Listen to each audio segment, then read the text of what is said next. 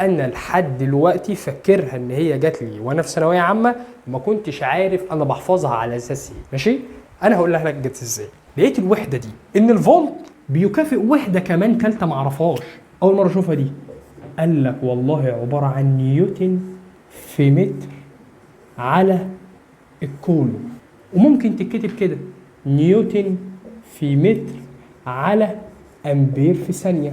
هتقول لي انا فهمت ان ممكن الكولوم تتحط زي ما هي او ممكن فكها، لكن انا ما فهمتش هو شال الجول وحط مكانه نيوتن في متر دي على اساس ايه. لازم ترجع خطوه لورا وانت في ثانيه ثانوي.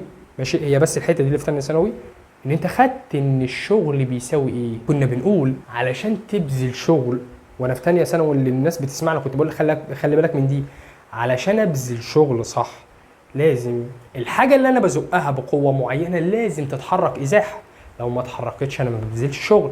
فساعتها اديتك قانون محترم جدا بيقول ايه؟ بيقول ان انت عندك الشغل بيساوي القوه في الازاحه. وده قانون انا هضطر احطه هنا علشان ما تنساهوش. عندي ان الشغل بيساوي قوه في ازاحه. الله، يعني انا قلت ان الشغل اللي هو وحدته جول بيكافئ نيوتن في متر. عشان كده حضرتك شلت الجول وحطيت مكانه نيوتن في متر على الكولوم، او حضرتك عادي فكيت الكولوم ما فيهاش اي مشكله.